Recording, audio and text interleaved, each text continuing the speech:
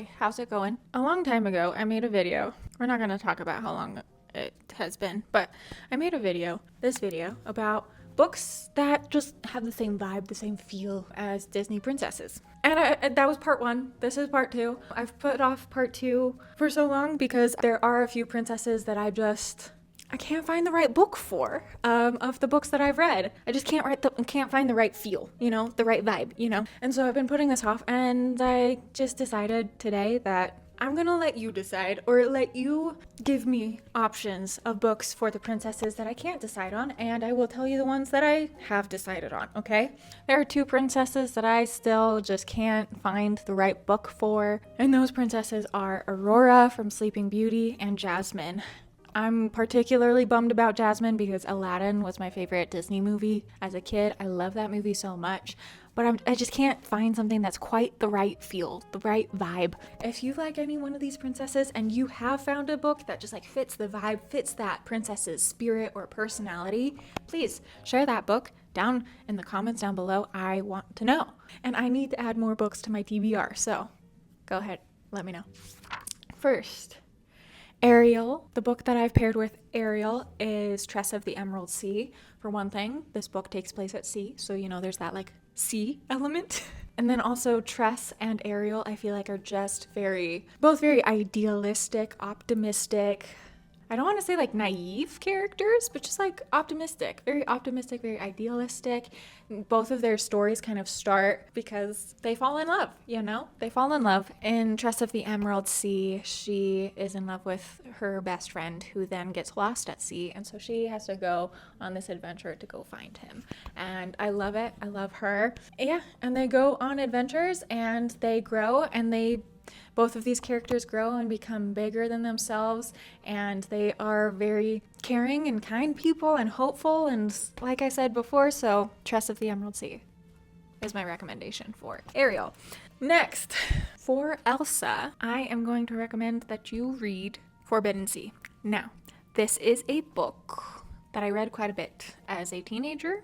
I haven't read it since, so it might be very teenager.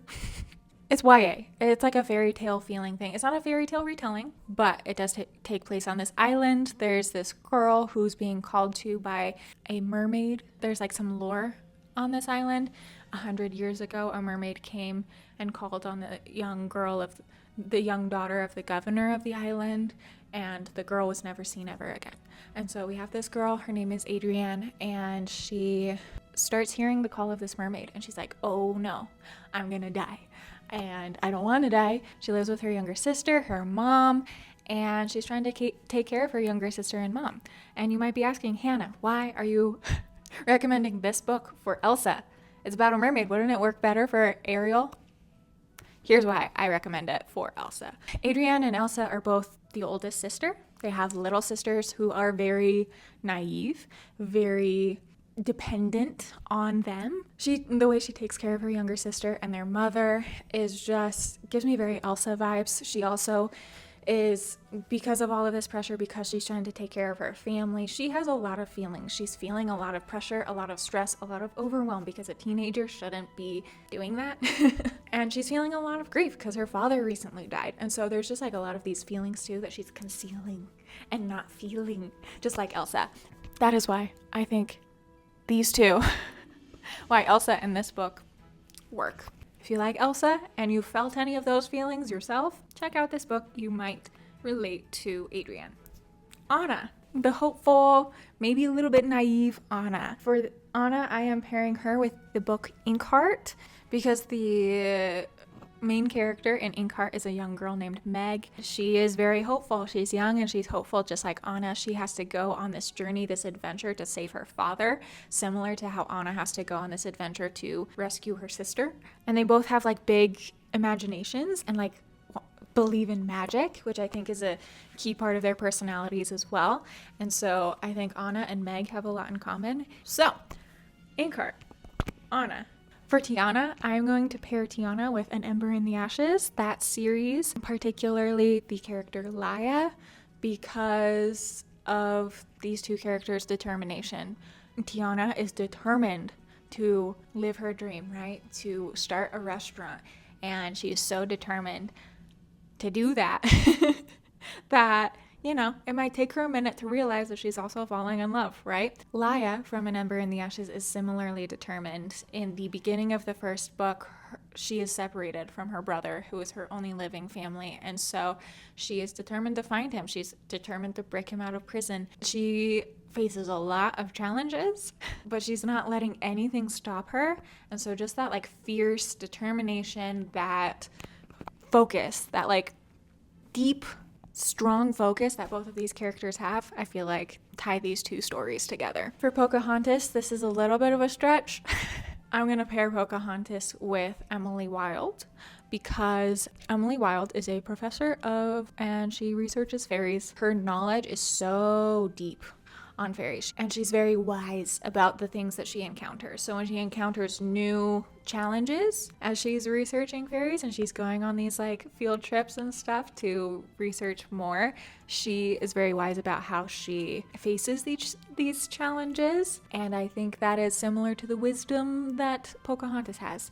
And also, I think both Pocahontas and Emily Wilde, there's like a big focus on the setting, the nature and the setting that both of these stories take place in, and the beauty of nature. That's why I'm connecting these two stories. You let me know if you think that's a stretch, though, because there's part of me that's thinking maybe that's a little bit of a stretch. And last but not least, Merida. We're gonna pair Merida with A Daughter of Fair Verona. This is a sequel to Romeo and Juliet, and it turns out Romeo and Juliet didn't actually die. Their dramatics were in vain, but for good at the same time. In vain, but for good, because they both survive, they get married, they love each other, they have a bunch of kids, like a lot of kids. And their oldest daughter doesn't want to get married. She just doesn't want to get married, even though they've like tried to pair her up and betroth her to some boy twice now. She has gotten out of it. So obviously there's that aspect that, you know, she shares with Merida of just not really caring to get married. That's not her thing. She doesn't want it. She doesn't. Another reason I paired these two is that as you get into this book, there's a little bit of a murder mystery that comes to play in this book as well. And because of that, Rosaline is very fiercely protective of her family, and that reminded me of the family story that happens in Brave. Merida gets closer to her family, to her parents, to her mother specifically, and how at the end of the movie they're just their relationships are so much stronger as a family. So when I was reading A Daughter of Fair Verona, obviously the whole not wanting to get married reminded me of Merida, but so did the family part of it too. Just this like fierce love for her parents, Rosaline's love for her parents and respect for her parents reminded me of how the movie Brave ends. Those are the books that I would match up with the remaining princesses that I did not talk about in part 1. Again, if you would like to share your suggestions, your book pairings for Aurora and Jasmine, please leave those down in the comments below. And with all that said, thank you so much for watching this video. Thank you for listening to me ramble about books, and I will talk to you in my next video.